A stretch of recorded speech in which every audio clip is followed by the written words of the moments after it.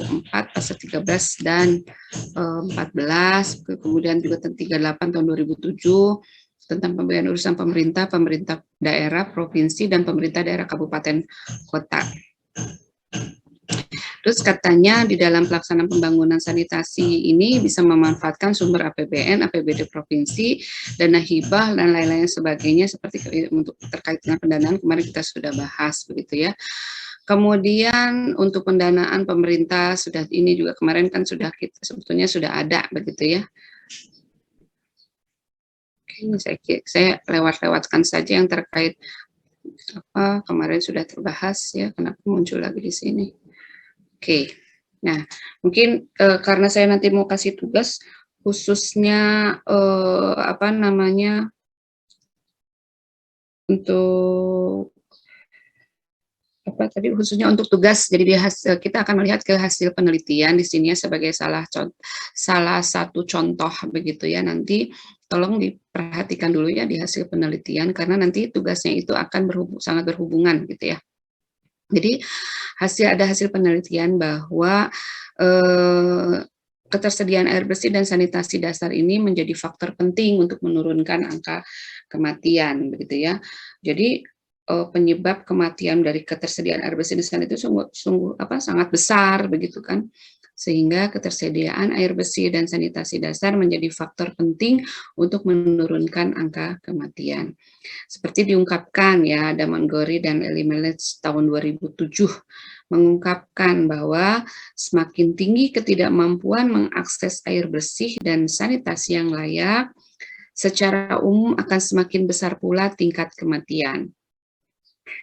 Nah, kemudian juga ada Hutton dan Heller ya mengungkapkan bahwa tahun 2003 ada sekitar 1,6 juta penduduk dunia meninggal karena penyakit diare akibat sulitnya akses terhadap air bersih dan sanitasi dasar yang layak. Oke ya, ini tolong diperhatikan karena setelah ini kita sebelum bicara nanti tugas besar juga akan berhubungan juga nanti kita akan diskusi terkait keterkaitan antar ketersediaan air bersih dan sanitasi terhadap kematian. Kemudian juga hal yang sama didukung oleh WHO tahun 2004 bahwa ada sekitar 2 juta penduduk dunia meninggal karena hal tersebut ya. Ini catatan penting yang kenapa ini bisa terjadi begitu ya. Nah, di Indonesia kualitas akses terhadap air bersih dan sanitasi dasarnya belum bisa dikatakan baik ya. Jadi kalau menurut UNICEF tahun 2008 ada sekitar 69 juta penduduk Indonesia, ini 2008 ya, kita sekarang udah 2022, nanti kita lihat begitu dan harus ada data terkait dengan akses terhadap sanitasi dasar dan yang akses terhadap sumber air yang aman ya, layak dan aman. Nah, ini khususnya adalah di daerah perkotaan, di mana diperkirakan sekitar 50 juta penduduk miskin perkotaan masih belum memiliki akses terhadap air bersih. Ini menurut World Bank tahun 2006. Dan dikatakan bahwa menurut UNICEF ya, bahwa sebanyak 100.000 anak berusia di bawah 3 tahun meninggal akibat diare di Indonesia dan menjadi penyebab kematian anak terbesar kedua setelah infeksi saluran pernapasan atas ya, ISPA ya. Jadi ini menurut Republika tahun 2008. Nah, ini kan harus update lagi ya. Kalau kita lihat ini kok kayaknya menyeramkan gitu ya. Kemudian Bressington dan Hyde tahun 2005 menemukan bahwa semakin tinggi tingkat pendidikan, maka semakin tinggi pula permintaan terhadap lingkungan yang berkualitas. Nanti hubungannya di mana nih, begitu ya. Kemudian juga ada Arimah, ini 92 lebih lama lagi ya, yang menentukan permintaan terhadap setiap atribut rumah adalah pendapatan. Nah, kemudian ada Metalia tahun 2004 menemukan bahwa variabel yang mempengaruhi nilai dan probabilitas WTP adalah, khususnya untuk air bersih, adalah tingkat pendidikan formal dan total pendapatan keluarga per bulan. Jadi ada catatan tingkat pendidikan formal dan total pendapatan keluarga per bulan ya. Nanti diingat-ingat ya, karena nanti akan kita diskusikan. Kemudian sementara itu ada Harhab dan Hartono tahun 2007 menemukan bahwa kondisi sosial ekonomi rumah tangga, yaitu umur kepala rumah tangga, pendidikan kepala rumah keluarga, dan pengeluaran per kapita memengaruhi kemungkinan kepemilikan fasilitas air bersih yang baik. Ini kita garis bawahi ya di bagian ini ya, bahwa kondisi sosial ekonomi ini memengaruhi kemungkinan kepemilikan fasilitas air bersih yang baik. Selanjutnya ada pengetahuan tentang kesehatan lingkungan yang rendah. Jadi dominasi penduduk pendatang, kemauan masyarakat untuk menggunakan fasilitas sanitasi, keragaman tingkat tidak menjadi prioritas bagi pemerintah. Nah, mungkin karena ini kan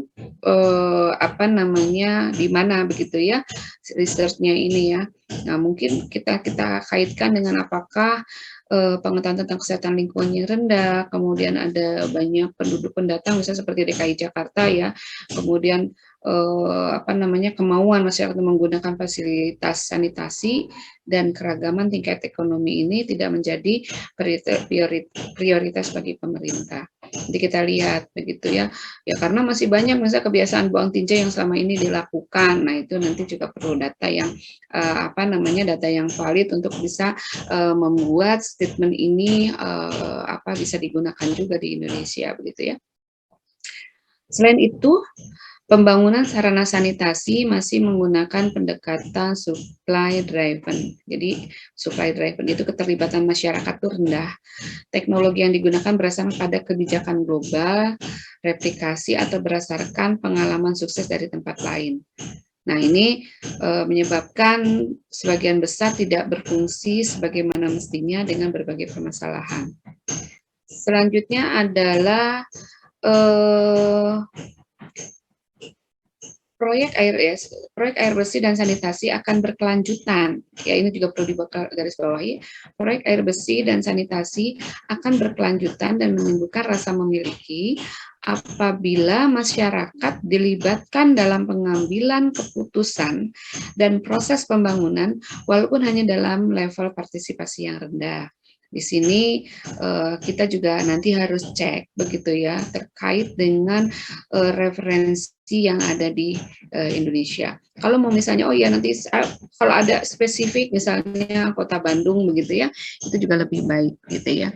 Kalau ada lagi spesifik nanti kabupaten atau kecamatan atau kecamatan atau kelurahan tempat Anda tinggal itu lebih baik. Nah, tetapi ya ini nanti kita diskusikan ya. Kemudian, jadi terkait dengan studi WTP ini, begitu ada dua pendekatan. Jadi pendekatannya itu adalah dengan model regresi logistik dan model harga hedonik ya. Jadi kalau model regresi logistik ini digunakan untuk mengetahui faktor sosial ekonomi yang memengaruhi permintaan ketersediaan air bersih dan sanitasi yang layak. Jadi, model regresi logistik itu mengetahui faktor sosial ekonomi yang memengaruhi permintaan ketersediaan air bersih dan sanitasi yang layak. Nah, sementara untuk model regresi logistik ini menganalisis hubungan antara variabel terikat kualitatif, gitu ya, variabel terikat kualitatif dengan variabel bebasnya, yang tujuannya adalah untuk mencari peluang terjadinya suatu kejadian. Jadi yang pertama itu bisa regresi logistik, yang kedua bisa regresi logis. Yang pertama regresi logistik, yang kemudian nanti kita akan bahas terkait dengan regresi yang hedonik ya. Ini regresi logistik. Kemudian ini variabel-variabel ini nanti ya, variabel terikat yang pertama adalah kan di sini karena yang kita akan melihat hubungan antara variabel terikat kualitatif dengan variabel bebasnya ya. Nah, yang untuk terikat pertama adalah air bersih yang bersumber dari air pipa atau pompa dan menggunakan nilai 1. Jika sumber air bersih rumah tangga adalah dari air pipa atau pompa dan nilainya dan nilai 0 jika lainnya. Jadi nilai 1 itu kalau misalnya pakai air bersih rumah tangga misalnya dari pipa atau pompa ya. Kalau misalnya di luar itu apa nilainya 0. Nah, ini yang pertama, variabel terikat variabel yang terikat yang kedua adalah kepemilikan toilet sendiri yang dilengkapi dengan tangki septik. Terus kemudian dengan menggunakan nilai 1 jika rumah tangga memiliki toilet dan tangki septik. Jadi kalau misalnya, oh ini ada rumah memiliki toilet dan tangki septik, maka nilainya 1. Tapi kalau misalnya menggunakan lainnya itu dia nilainya 0 begitu ya.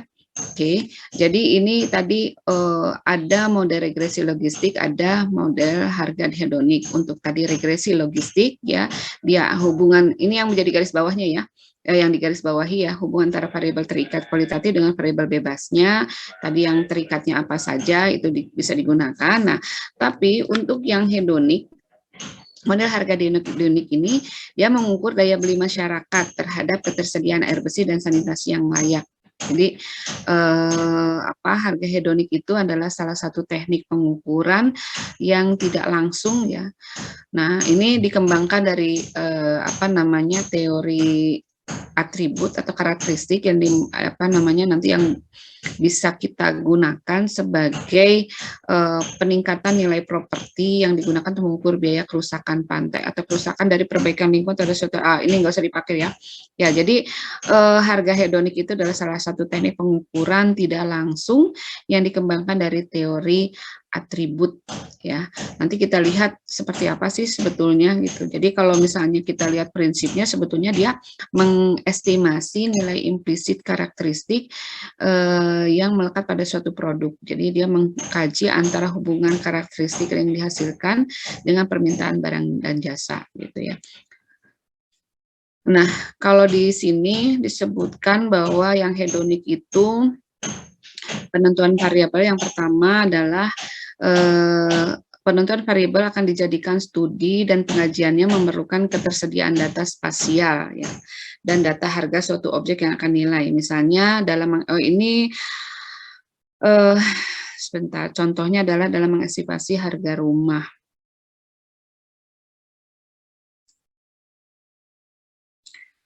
Ya, bisalah nanti nggak apa-apa ya, nanti kita akan hubungkan dengan ketersediaan air bersih atau penyaluran air limbahnya begitu ya.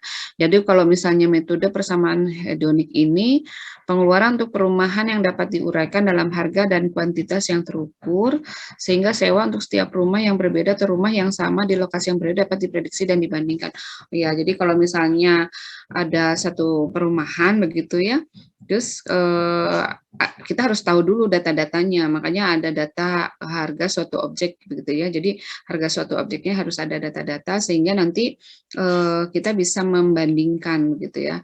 Di mana di lokasi yang berbeda nanti bisa bisa diprediksi dan dibandingkan.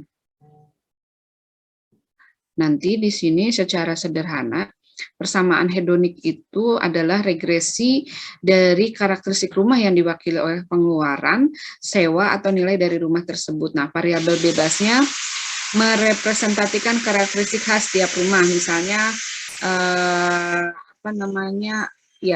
ini masing-masing harga itu bisa diestimasi gitu ya, diestimasi harga implisit dari karakteristik tersebut.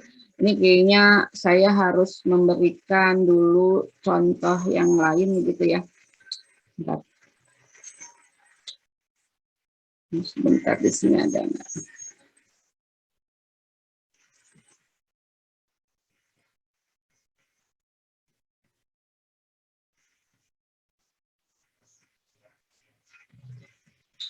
Ini kita belum ke sini ya. Oke, ya. Jadi ini ada yang harus kita diskusikan ya. Oke, di mana di dalam kita menentukan studi WTP itu,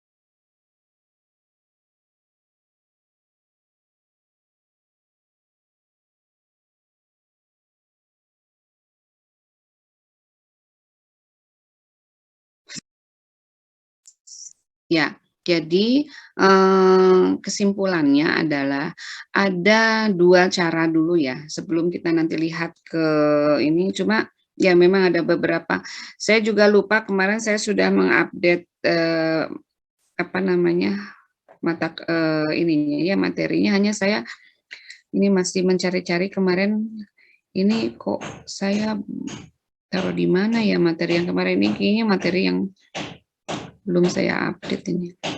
Tapi pada prinsipnya begini, di dalam menentukan, WTP itu ya, atau willingness to pay itu tadi ada 2 cara, ada metode logistik, regresi logistik dan ada, metode, regresi hedonik begitu ya.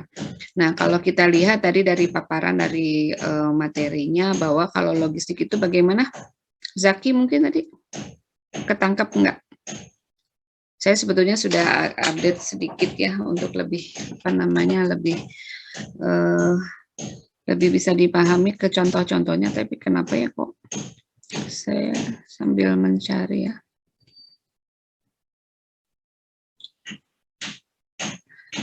Zaki, ada Zaki?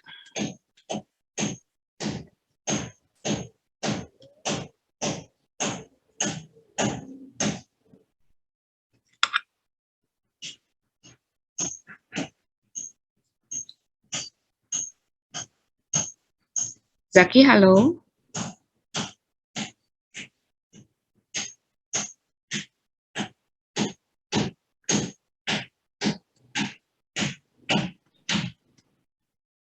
Halo? Zaki ada?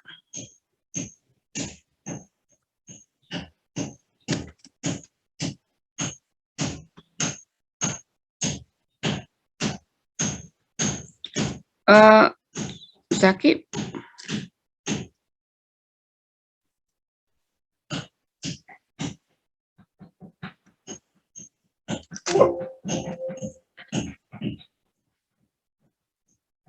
Mana ini Zaki ya?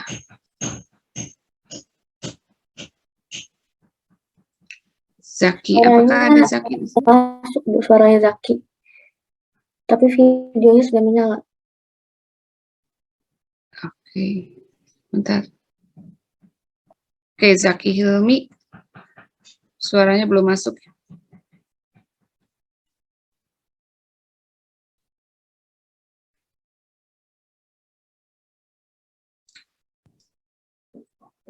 Halo Bu, udah masuk? Ya, udah. Oh, iya. Ya, sudah ada. Tadi regresi logistik itu menganalisis hubungan antara variabel terikat kualitatif dengan variabel bebasnya yang bertujuan untuk mencari peluang terjadinya suatu kejadian. Tapi Bu, saya belum ngerti. Itu baru dari slide aja Bu. Oke, ya. Di dalam apa namanya tadi paparan saya ini aja, apakah Anda apa namanya tadi mengikuti tidak begitu ya, karena memang bukan sesuatu yang apa sesuatu yang mudah begitu, tetapi kalau misalnya ada yang bisa menang sih sebetulnya begitu ya, untuk kita bisa mengetahui itu tadi. Tapi kalaupun misalnya Bu yang saya tahu begitu ya, ada metode lain begitu ya untuk kita menentukan metode dalam penentuan WTP, misalnya, misal ya, ini siapa tahu ada, misalnya dengan contingent valuation method misalnya gitu ya.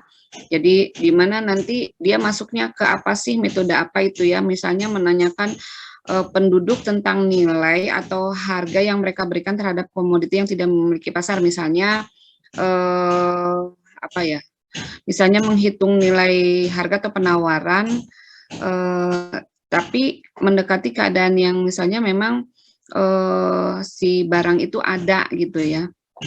Gimana caranya adalah dengan menanyakan langsung ke masyarakatnya begitu ya, menanyakan langsung ke masyarakat atau banyaknya masyarakat atau misalnya ke pasarnya lah begitu ya, maksudnya maksudnya pasar di sini adalah masyarakat, jadi langsung ke individu atau masyarakat,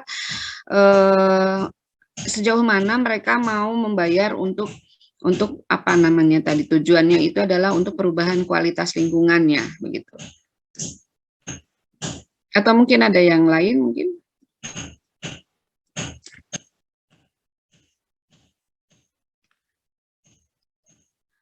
Atau bisa juga metode choice eksperimen gitu ya. Jadi bisa saja metode tidak langsung penilaian ekonomi ya dari lingkungan, di mana apa namanya, WTP ini memang secara langsung ditanyakan begitu ya.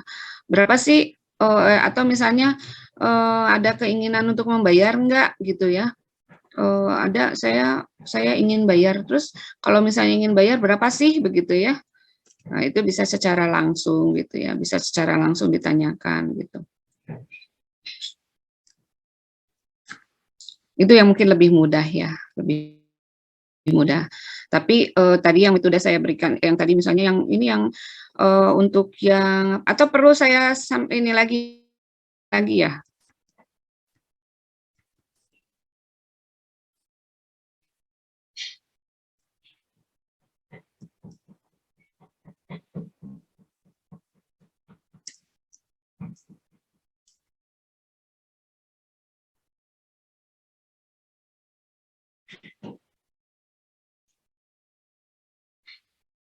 Sebentar. Mana sih tadi ini? Ya. Udah terlihat lagi share screen-nya? Ya, jadi kalau lihat di sini untuk yang metode ini bisa dilakukan dengan dua pendekatan, model regresi logistik dan model harga hedonik. Jadi kalau regresi logistik ini analisis hubungan antara variabel terikat kualitatif dengan variabel bebasnya, gitu ya. Di mana disebutkan yang pertama, kita melakukan metodenya kalau misalnya untuk yang terikat, yang pertama misalnya untuk yang ya, dia ada, pokoknya kalau misalnya nanti masyarakat ini pakai pipa nih semuanya begitu ya, pakai perpipaan atau bisa pakai pompa gitu. Nanti nilainya, kalau nilainya kita berikan 1 begitu. Nah, kalau misalnya bukan dari perpipaan begitu atau pompa, maka dia kasih nilai 0 ya, kita memberikan penilaian ya. Jadi secara regresi logistik. Nah, kalau misalnya sama untuk misalnya variabel yang kedua terikat, misalnya untuk rumah yang mempunyai toilet begitu ya, dan dia dilengkapi dari toilet itu langsung pakai septic tank, sudah ada pengelolaannya gitu ya. Nah, nanti kita berikan nilai 1. Nah, tetapi kalau misalnya dia enggak, misalnya dia tidak punya toilet sendiri begitu ya, maka dia diberikan nilai 0 gitu. Adalah kita untuk apa namanya, untuk melakukan studi WTP-nya. Nah, kalau bisa kebayang ya yang pertama ya. Nah, yang kedua adalah jika kalau ini kan harga hedonik ini mengukur daya beli masyarakat terhadap ketersediaan air bersih dan sanitasi yang layak begitu ya. Ya intinya sama sih sebetulnya yang tadi kedua juga tadi.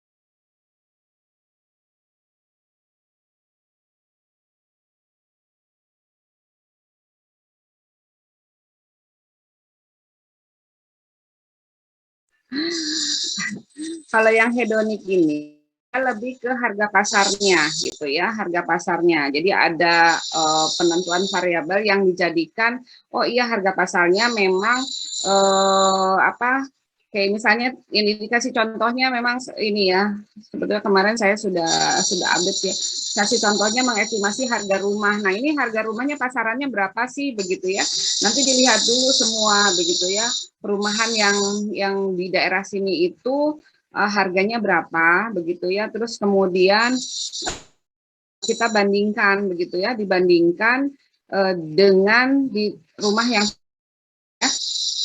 ya nanti di rumah yang sama ini kan bisa kita prediksi begitu ya. Nah ini sama, jadi kita lihat untuk misalnya di masyarakat di sini ini rata-rata begitu ya, dari misalnya ininya keinginan atau ini kemampuan mereka untuk bisa membayar itu rata-rata berapa. Jadi lihat dari nilai pasarnya begitu ya, lihat dari pasar Kalau ini kan tadi kita bisa melakukan penilaian ya, melakukan penilaian.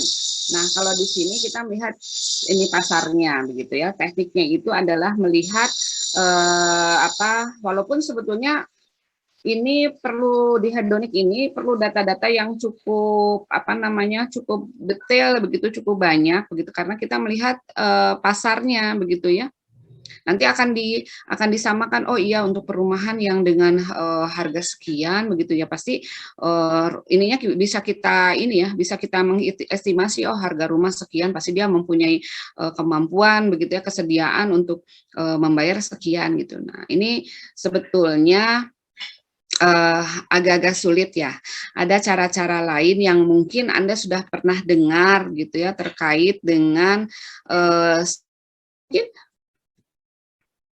ada yang sudah pernah dengan ini CPM? Contingent Valuation Method? Belum. Halo? Oh ya, oke. Nah, ada juga reveal preference ya, ada conjoint analysis, tapi ini kenapa baru masuk ini Nini ini?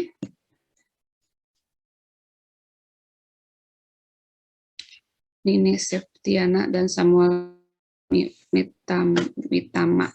Oke, ya. Jadi yang pertama adalah saya ingin diskusikan terkait. Aduh, sebentar ya, ini suaranya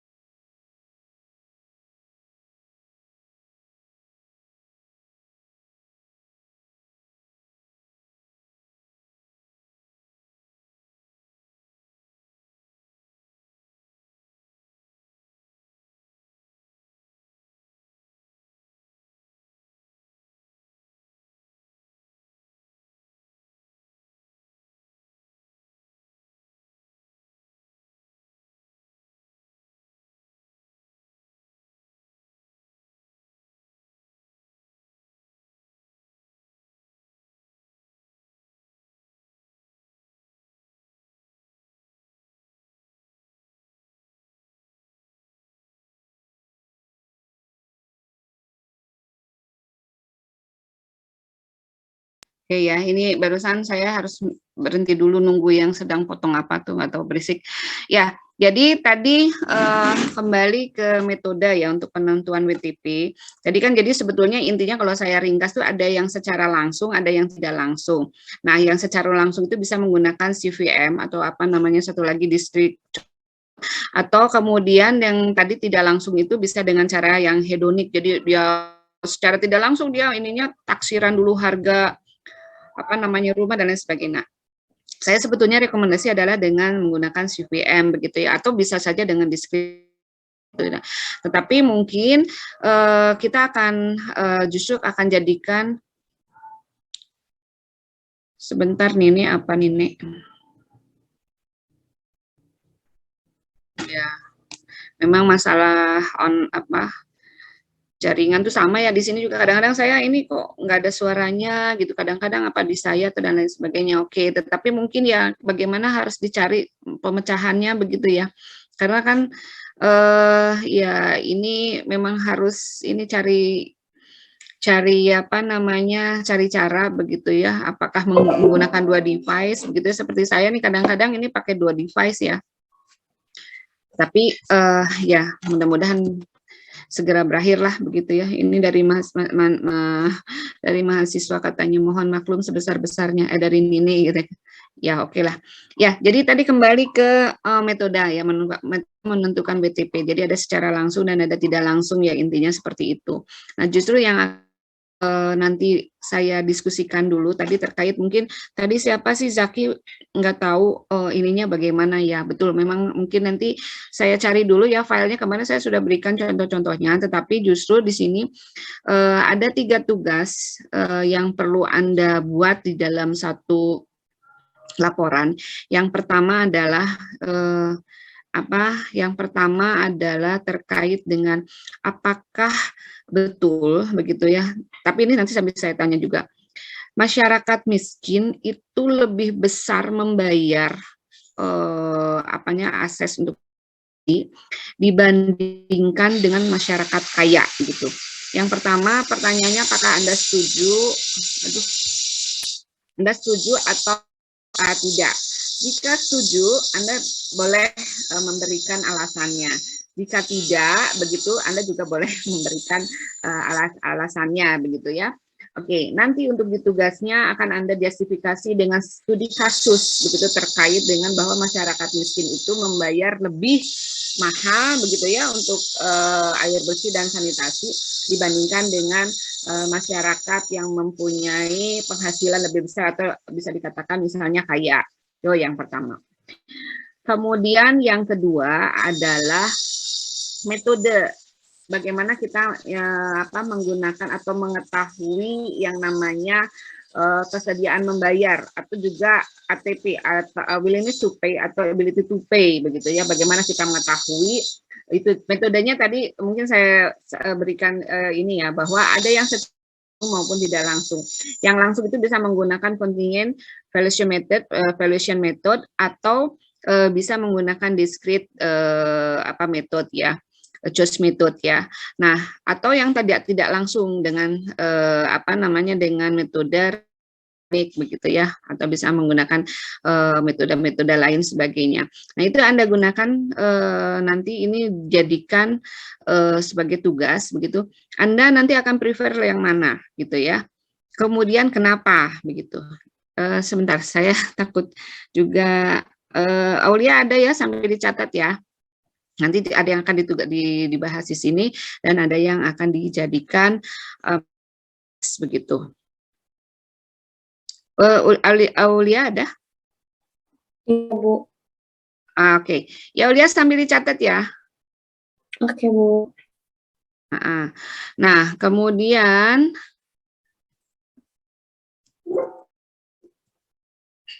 ya, jadi yang pertama tadi apa, Aulia, terkait dengan masyarakat miskin ya? Iya, Bu. Pertanyaannya, apakah betul masyarakat miskin lebih besar membayar untuk air bersih dan sanitasi dibandingkan masyarakat yang kaya? Terus untuk pertanyaan kedua itu terkait metodenya. Bagaimana kita menggunakan atau mengetahui pakai metode apa gitu untuk WTP tersebut? Apakah menggunakan metode secara langsung atau tidak langsung? Serta diberikan alasannya. Gitu ya, Bu? Yes, betul ya. Jadi seperti itu ya. Nah, selanjutnya masih ada ya. Selanjutnya adalah bagaimana kondisi sanitasi. Kalau misalnya boleh ya dalam skupnya kabupaten gitu ya, kecamatan atau kelurahan misalnya lebih spesifik ya. Jadi kondisi sanitasi atau capaian akses sanitasi di daerah Anda begitu.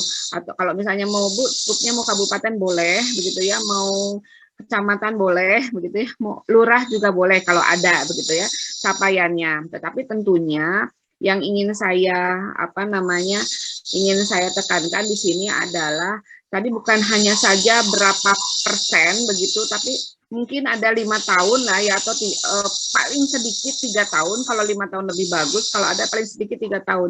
Jadi apakah ada peningkatan atau belum ada peningkatan selama 3 tahun gitu. Catat ya. Uti udah ya. Nah, yang terakhir Ya, yang terakhir adalah tadi di awal pemaparan saya kan ada tingkat kematian yang disebabkan karena sanitasi yang buruk begitu ya, atau karena kurangnya ketersediaan air bersih dan lain sebagainya. Nah, apakah ini bisa dibuktikan begitu ya dari hasil kajian-kajian terbaru begitu? Memang sanitasi dan akses sanitasi ini menyebabkan kematian begitu ya. Jadi studi kasus ya. Jadi misalnya contohnya misalnya gini.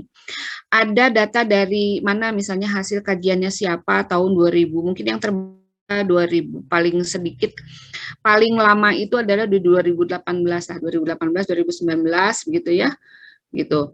Nah, ini kajiannya bahwa misalnya menunjukkan penyebab kematian utama dari anak usia di tadi apa ya, batita ya, adalah karena apa gitu, dan sekian persen dan sebagainya. Nah, itu ada studi kasus yang nanti disampaikan begitu ya, bahwa memang bahwa air sanitasi yang buruk begitu menyebabkan kematian sekian misalnya di daerah mana gitu. Itu ada hasil kajian ya. Paling sedikit 2012 ya. Paling lama maksudnya paling lama tuh 2018. Jadi kalau ada update 2019 2020 itu lebih baik lagi begitu. Ya. Jadi itu tugasnya begitu. Halo.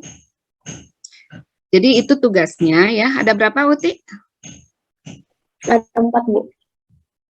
Ada 4 ya. Jadi yang pertama adalah terkait dengan tadi masyarakat miskin, yang kedua terkait metode yang akan digunakan. Metode yang akan digunakan juga ada penjelasannya. Jadi silakan saja, memang ya banyak yang digunakan adalah metode secara langsung. Metode secara langsung dengan CPM itu biasanya langsung saja ditanyakan dengan masyarakat, nanti ada statement bla bla bla bla bla bla begitu ya. Itu satu kuesioner, atau tadi dengan menaksir dulu harga rumah dan membandingkan, itu secara tidak langsung lah, itu silakan Anda cari. Kemudian apalagi yang ketiga, kondisi sanitasi ya, kondisi sanitasi, terus apalagi? Yang ketiga, kondisi capaian sanitasi di daerah, kayak gitu, Bu. Dalam 3 tahun ke belakang apakah ada peningkatan. Terus yang keempat, harus studi kasus, melihat kajian yang paling lama tahun 2018. Betul. Tingkat kematian disebabkan sanitasi yang buruk dan akses atau ketersediaan air yang terbatas. Ya, nanti di situ Anda menyampaikan sesuatu bahwa misalnya benar gitu ya. Jadi coba bukan mengkritisi, artinya melakukan analisis begitu ya, hasil misalnya ya kayak contoh Aulia ini pernah menulis tahun 2019 gitu ya, terkait masyarakat di sini itu punya ada kasus begitu ya, beberapa kasus misalnya dicantum bla bla bla bla, nanti sekian persen. Nah, statementnya dia seperti apa, nanti kita coba analisis bahwa misalnya betul memang berdasarkan apa, ya kita bandingkan lagi dengan referensi dan lain sebagainya gitu ya. Jadi tugasnya seperti itu. Bisa ketangkep kan? Ada pertanyaan nggak tugasnya? Izin bertanya, Bu. Ya, silakan Benedictus Ivanta Purba. Jadi untuk udah berapa kali ya itu? Udah beberapa kali. Oke, silakan ya. Yang untuk yang tugas yang kedua, Bu, yang metode bagaimana mengetahui kesediaan membayar WTP. Betul. Nah, bisa nggak kita kayak menggabungkan gitu, Bu? Misalnya kalau saya pengen gabungin antar secara langsung dan tidak langsung gitu. Ya bisa aja, boleh saja. Tetapi jadi misalnya kalau yang tadi kan secara langsung itu kan dengan di CPM ya misalnya. Kemudian kita juga bisa gunakan juga misalnya dengan tadi yang tidak langsungnya gitu ya, yang hedoniknya misalnya gitu ya. Itu boleh-boleh saja, nggak masalah. Tapi nanti ada ulasan begitu ya, ada analisis. Misalnya ini kan lebih memudahkan, atau statement apa saja yang bisa Anda sampaikan di situ begitu. Berikan argumentasi dan lain-lain sebagainya gitu. Jadi boleh saja kan metodenya banyak. Nah, sekarang yang banyak digunakan berdasarkan real apa namanya RDS ya, survei demand. Jadi real demand survei begitu yang banyak dilakukan, biasanya dilakukan ini karena memang kita ingin tahu ya, terutama yang air bersih ya. Terutama yang air bersih ini karena untuk meningkatkan cakupan pelayannya, jadi dilakukan RDS lah, ingin tahu sebetulnya kesediaan membayarnya seperti apa, rata-rata begitu ya. Kenapa? Karena itu secara langsung akan kita, walaupun sebetulnya pengolahan nanti kan akan ini lagi, pengolahan datanya harus seperti apa begitu ya, supaya misalnya kalau misalnya RDS-nya hanya di di Kota Bandung gitu ya, Kota Subang, Purwakarta kan sedikit, tapi kalau kita melakukan RDS-nya adalah di Kota Jakarta gitu, ibu kota metropolitan luar biasa, berapa, karena mungkin misalnya cakupan pelayanannya masih sekitar 64% gitu kan. Nah ini masyarakat yang belum ini tuh kan masalahnya ingin tahu juga gitu ya, kalaupun misalnya dia akan masuk bagaimana kesediaannya, bisa ribuan begitu ya, puluhan ribu bahkan mungkin yang harus disurvei begitu. Atau misalnya ya ini kebanyakan yang banyak, tapi mungkin Anda bisa Anda di sini adalah mencari begitu metode yang lain lah ya, mungkin kalaupun misalnya tetap menggunakan ya memang yang paling tepat, ya bukan yang paling tepat, adalah yang paling mudah itu adalah metode secara langsung begitu. Nah, nanti apa sih kendalanya? Ya kendalanya biasanya adalah terkait dengan waktu. Waktunya bisa dibayangkan dengan jumlah penduduk sekian tuh waktunya lebih lebih panjang karena dia harus secara langsung. Nah, kalau tidak langsung, kalau misalnya kita menaksir harga rumah, mungkin nanti kita bisa ke satu tempat begitu ya. Misalnya oh ya ini ke perumahan misalnya ya, ke dinas gitu, ke dinas permukiman ini di daerah ini seperti apa ya, kalau yang teratur. Kalau yang tidak teratur kan susah gitu ya, pemukiman yang tidak teratur kan, pemukiman itu ada permukiman yang teratur dan tidak teratur ya, begitu ya. Perumahan yang teratur, yang tidak, perumahan yang teratur dan tidak teratur. Perumahan yang teratur dan tidak teratur. Artinya banyak kriteria yang sebetulnya kita lakukan begitu ya, berdasarkan Tasafa Ajahra. Sebentar. Ya. Nah, kira-kira gambaran seperti itu. Nah, sekarang yang ingin saya diskusikan adalah terkait dengan yang tugas pertama ya. Tugas yang pertama itu bahwa mendengar juga, mungkin ini juga di semester lalu pernah saya bahas juga dengan kakak angkatan ya, terkait dengan kenapa masyarakat miskin harus membayar lebih gitu ya, membayar lebih mahal dibandingkan dengan masyarakat kaya. Pertanyaannya seperti itu. Menurut pendapat kalian tuh bagaimana gitu ya?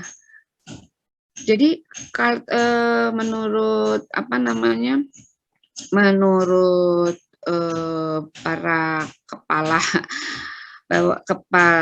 kepala daerah begitu ya, bahwa ini sudah dibuktikan bahwa masyarakat miskin ini lebih besar atau mahal membayar biaya untuk sanitasi, kebutuhan untuk air bersih dan lain sebagainya dibandingkan dengan masyarakat kaya.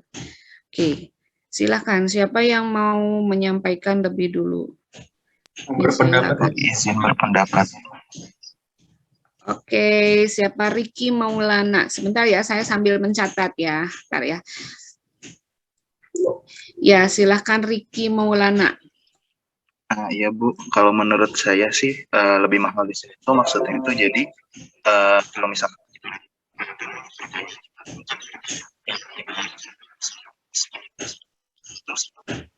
halo,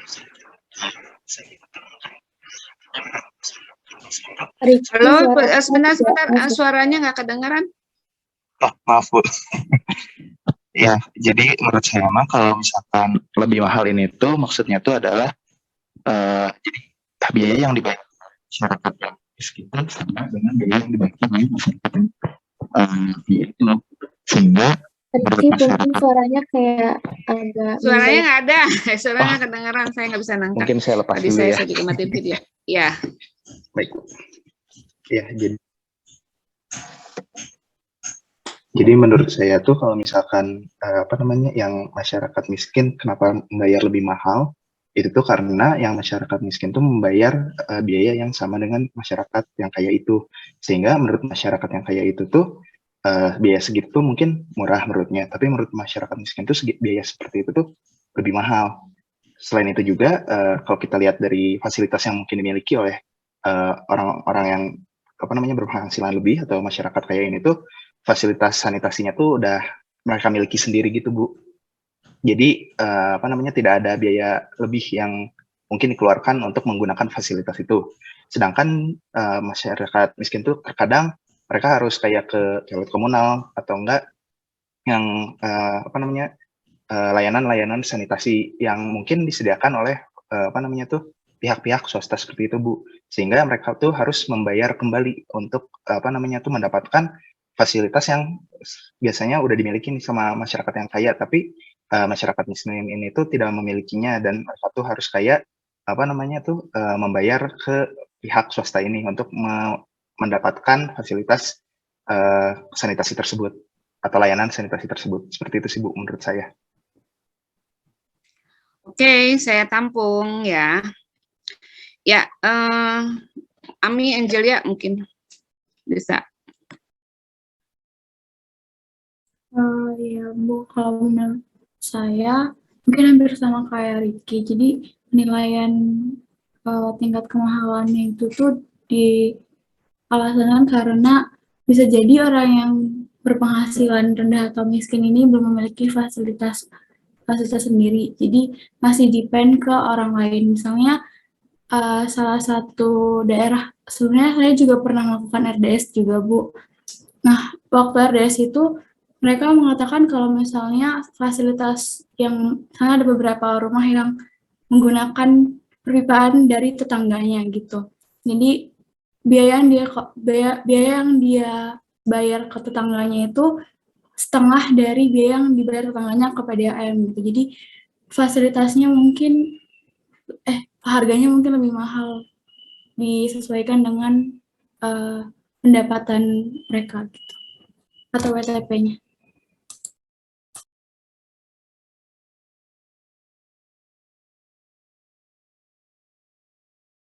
Maaf, Bu, masih di mute.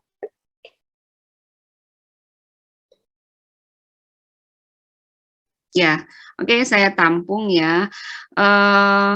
Tapi mungkin ada yang lain, boleh. Silakan kalau mau boleh. Ya, Benedictus lagi. Iya, Bu. Jadi ingin menambahkan dari pendapat teman-teman. Jadi menurut saya tuh masyarakat yang istilahnya belum miskin atau kurang mampu itu mereka kekurangan mereka tidak bisa untuk menginvestasi biaya sanitasi di awal gitu. Karena kalau misalnya masyarakat yang kaya mereka mereka kan sudah tercukupi nih kebutuhan dasarnya. Jadi misalnya mereka sanggup untuk membayar sambungan pipa PDAM atau misalnya mereka sanggup untuk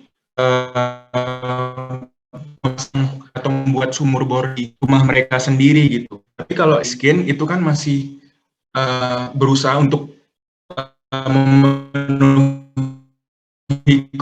kebutuhan sehari-harinya untuk makan gitu. Jadi belum kepikiran untuk aspek sanitasi dan akhirnya mereka nggak berani menginvestasi biaya lebih untuk misalnya membeli air dari orang lain gitu. Karena di tempat saya dulu di rumah saya di dan banyak miskin dan mereka orang untuk tang pompa dan atau memasang sambungan pipa itu mereka membayar yang lebih untuk misalnya membeli air 1 jirigen gitu ke dari kurang berani, belum mampu untuk investasi di awal, akhirnya malah lebih membengkak gitu untuk biaya sanitasinya gitu. Itu sih, makasih. Ya, bisa. Terima kasih Benedictus. Ya, oke, saya masih minta yang lain ya. Mungkin yang ini siapa? Bisa saya tunjuk.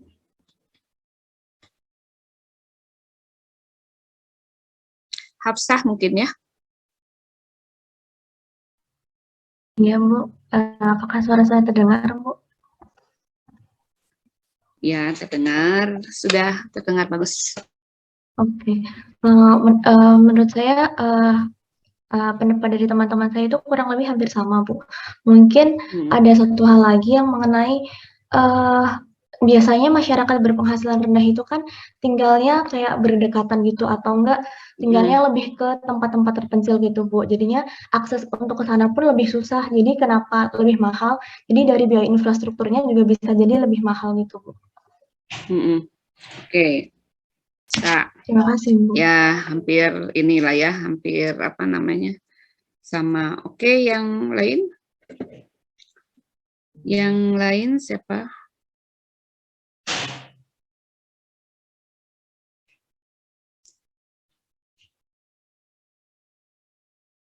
Ada yang mau mengajukan diri, Harusnya seneng ya apa aja gitu menurut namanya juga menurut pendapat Anda. Silakan mungkin Nine.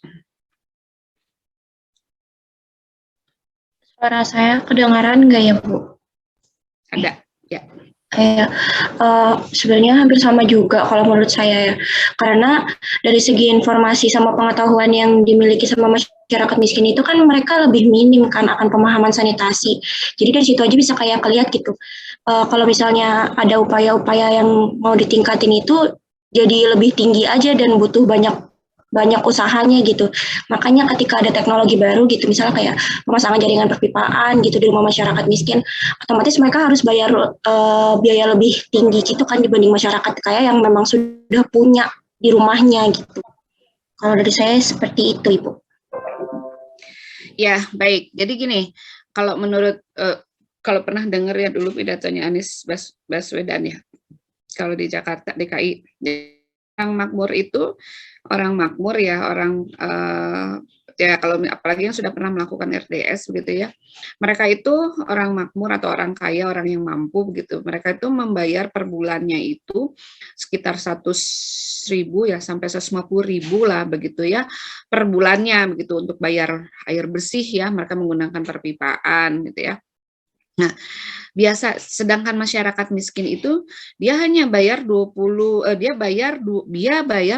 sampai 25.000 per hari gitu karena dia beli air bersih gitu ya. Membeli membeli melalui vendor begitu ya. Melalui pedagang tidak resmi begitu. Nah, ini jadi kalau kita lihat harganya 20 sampai 100% lebih tinggi daripada orang-orang yang tadi yang makmur yang punya sistem perpipaan dan lain sebagainya. Jadi kalau kita hitung-hitung kalau misalnya dia 20.000 begitu ya per hari begitu sehingga bisa dibayangkan dia satu bulannya itu 600.000 sementara yang masyarakat yang tadi makmur dan lain kayak itu karena dia menggunakan sistem perpipaan begitu maka dia itu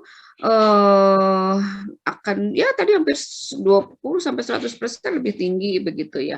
Atau juga misalnya ada masyarakat karena dia tidak bisa juga memasang sampai ke sana dia menggunakan hidran umum gitu ya.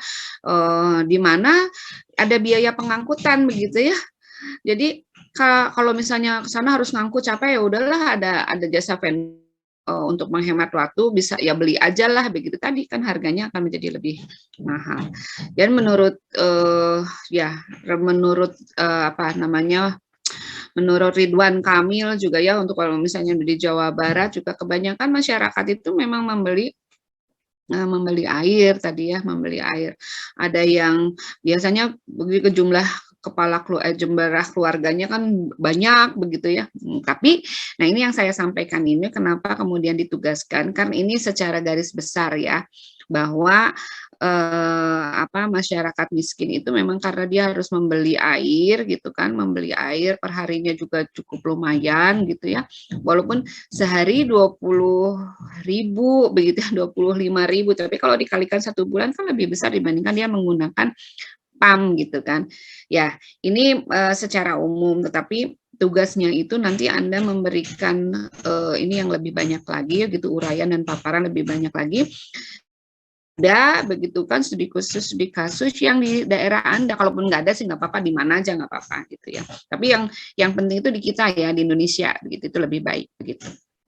Nah, itu yang pertama. Kemudian yang kedua yang perlu lagi didiskusikan adalah terkait dengan kondisi sanitasi, begitu ya. Kalau tadi yang metode kan nanti akan dicari ya metode. Itu juga saya kasih gambaran bahwa memang kalau misalnya kita melakukan RDS itu memang ininya lebih hasilnya itu secara langsung itu lebih baik begitu ya dibandingkan dengan kita menaksir begitu dan lain sebagainya. Nah, yang pertanyaan tadi yang kedua adalah terkait dengan kondisi sanitasi.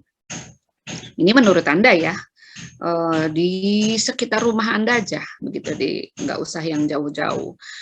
Kalau belum dihubungkan dengan akses universal atau belum dihubungkan dengan SDGs, begitu, atau belum dihubungkan dengan target-target dari pemerintah, begitu. Kira-kira pendapat Anda, kondisi sanitasi di sekitar rumah Anda itu seperti apa gitu. Mungkin ya nanti kan akan Anda tuangkan di dalam bentuk laporan begitu ya. Nah, tapi ini diskusinya adalah kira-kira kondisinya seperti apa, air bersih, sanitasi dan lain sebagainya gitu. Kan kalau sekarang kan semua masih di daerahnya masing-masing ya. Yang di luar Jawa ada? Saya tanya satu-satu deh. Ruri tinggal di kota apa? Tinggal di Lampung, Ibu, tapi sekarang udah di Jatinangor. Oh, dari Jatinangor. Berarti udah siap offline ya? Iya, Bu. Offline online masih. Ada yang hibrid ya? Udah ada yang hibrid ya? Udah ada. Oke, Mas Zaya mana Mas Zaya? Ya, Bu di rumah, Bu. Masih di Bandung. Emang asal Bandung. Asal Bandung. Adifa?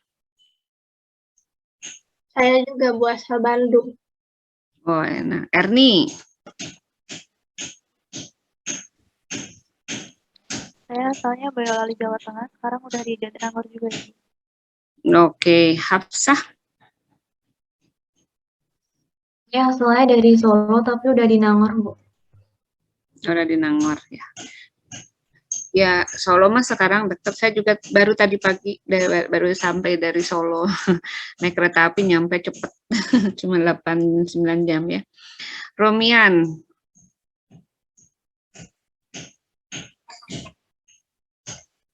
Oh iya, oke. Gabriel? Jadi Lampung satu tadi ya. Gabriel? Saya asal Jakarta, Bu, tapi sekarang dari Jatinangor. Oke, Rizal? Asli Bandung, Bu, di rumah. Beneditus? Kalau saya asal dari Medan, tapi sekarang lagi di Jatinangor, Bu. Oke, Wiwin? Saya dari Sumedang, Bu.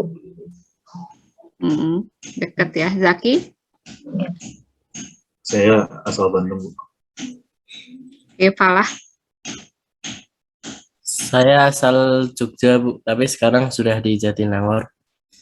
Oke, Safira? Saya dari Jakarta, Bu. Sekarang juga udah di Jatinangor. Oke, Nine? Saya dari Bekasi, Bu. Sekarang di Bekasi. Rian? Rian Zarif? Oh ya. Kalau saya dari asli Bandung, Bu. Cecilia?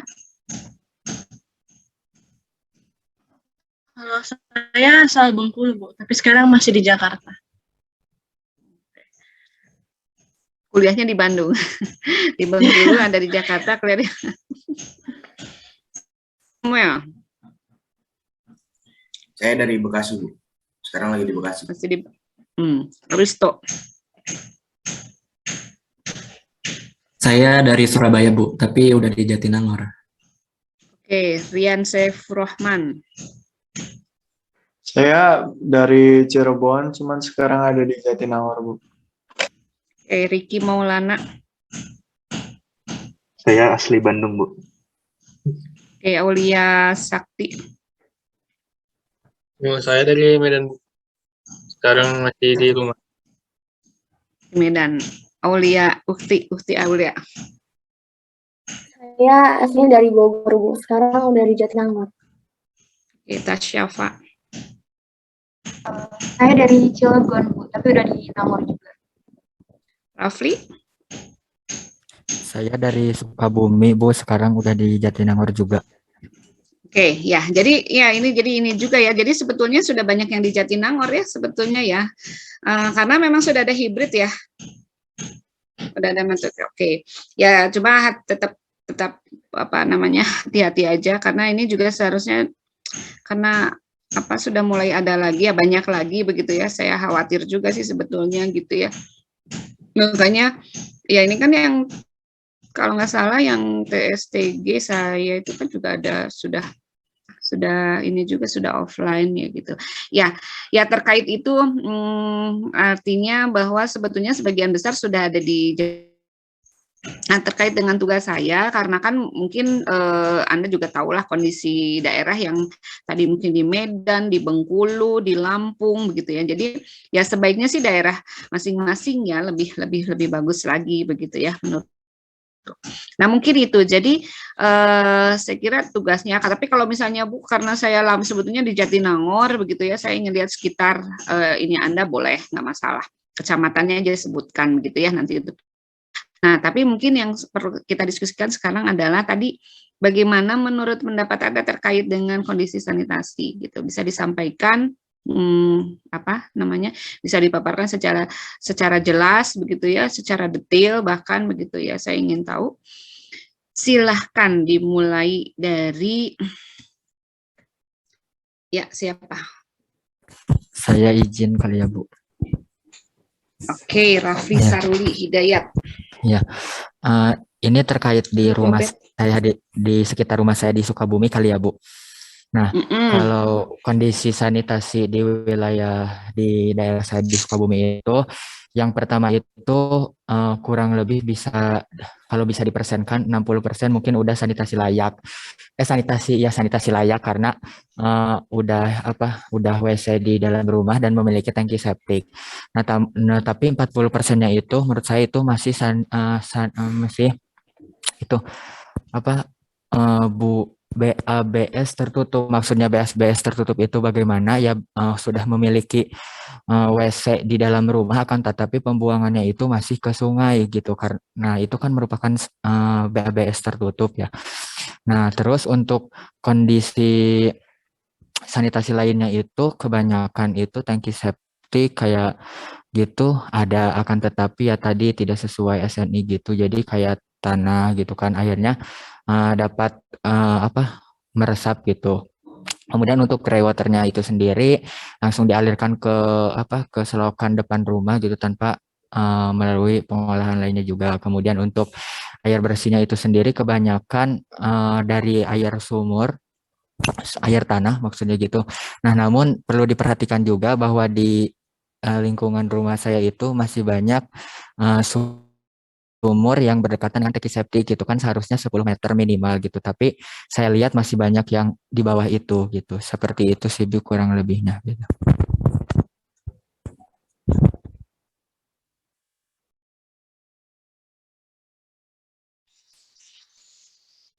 Oke, Raffi, terima kasih ya.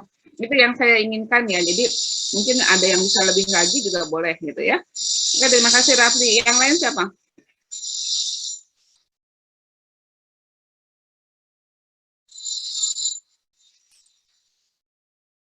Ada lagi? Oke, kalau nggak ada saya tunjuk ya.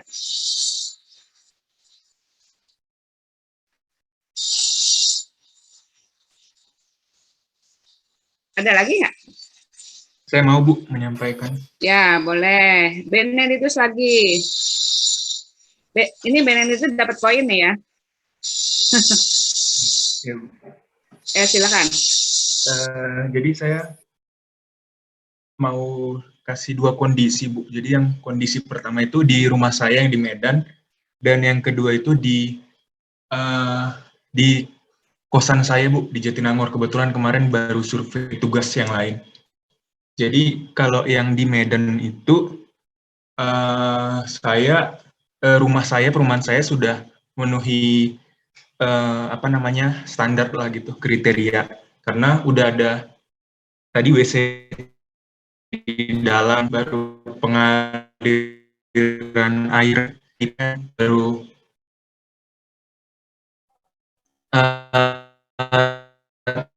antiseptiknya juga rutin karena dari hasil survei itu tangki septiknya itu nggak ada bidang depannya, jadi langsung merem ke tanah.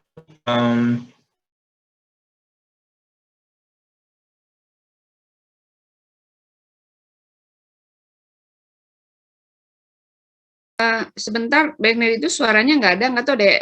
Uhti, ini di saya atau di ini ya? Iya Bu, di saya juga Benedictus putus dulu sebetulnya. Oke, nggak apa-apa. Ya, mungkin mau diganti dulu yang lain, silakan. Siapa? Aristo mungkin? Boleh, Bu.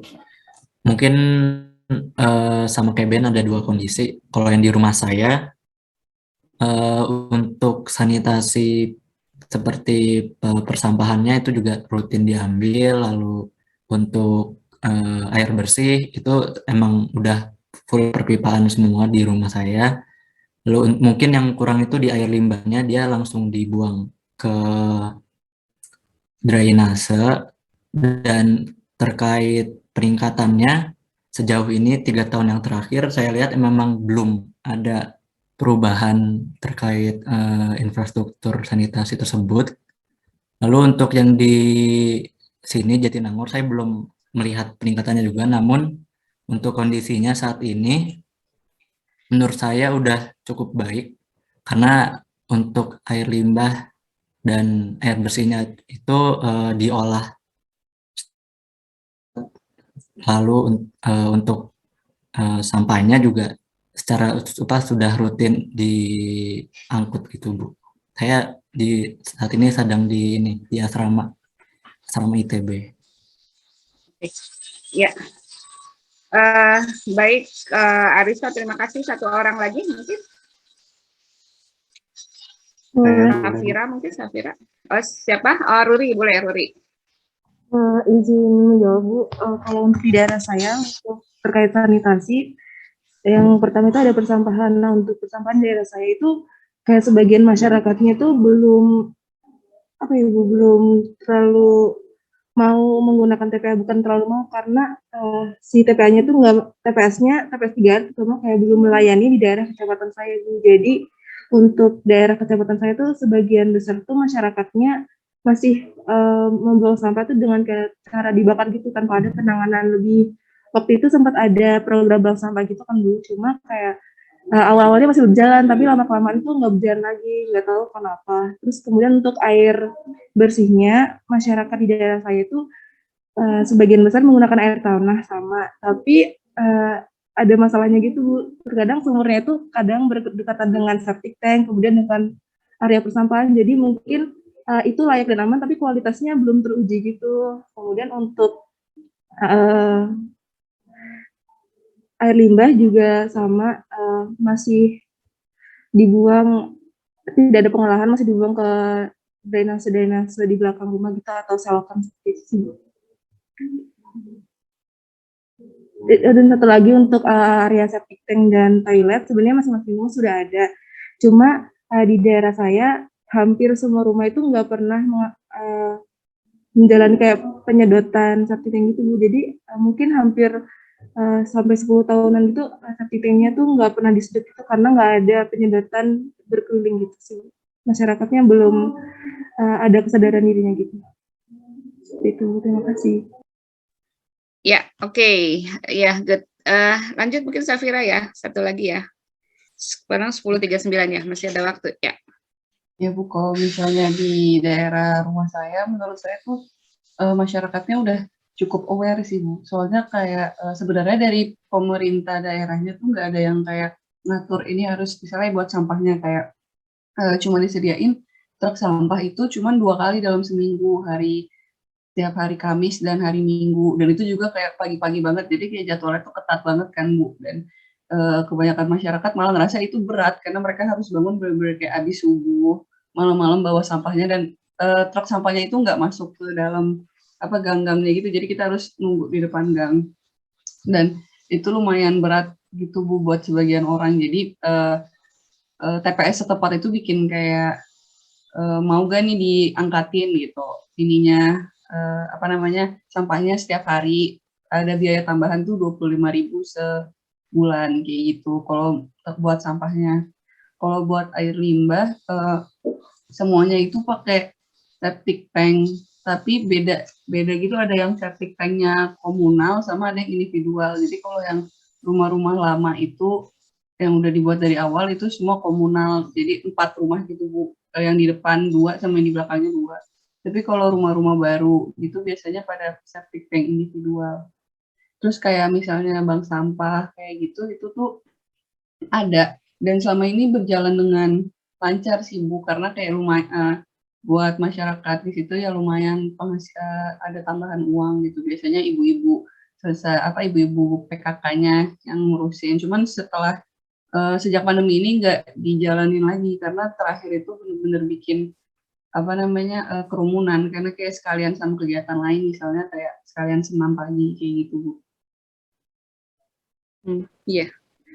Baik, oke Safira, terima kasih. Ya, jadi gini, ini semua ya tadi dari yang sudah disampaikan itu nanti kemudian kira-kira masalah apa ininya ya, kendalanya, masalah misalnya contoh tadi ya, memang masyarakatnya nggak biasa, tidak misalnya memang karena kebiasaan masyarakat begitu ya, memang masyarakat tidak mampu misalnya. Ini dengan tadi kondisi sanitasi tadi ya. Terus kemudian itu lebih didetailkan lagi begitu ya di dalam tugas itu. Jadi apa sih gitu ya. Nah, ini juga sedikit-sedikit kita akan mengambil bahwa sebetulnya mereka tuh mau, cuma contoh untuk sampah ya begitu. Sebenarnya mereka tuh mau, cuma belum ada yang masuk ke sana. Mereka sebetulnya mau, ingin gitu ya. Tetapi memang belum ada misalnya, atau misalnya dari dinas kebersihannya memang belum masuklah ke sana misal ya. Atau misalnya ada sih, tapi dari ininya dikelola oleh RT RW misalnya begitu. Tetapi bayarnya mahal misalnya gitu ya.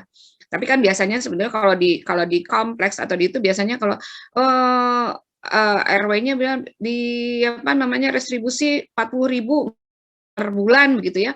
Mau tidak mau biasanya sih kan ada iuran itu ya biasanya, tapi kalau misalnya nggak mau, mungkin ada saja yang nggak mau, ya udah nggak diambil misalnya sampahnya misalnya gitu.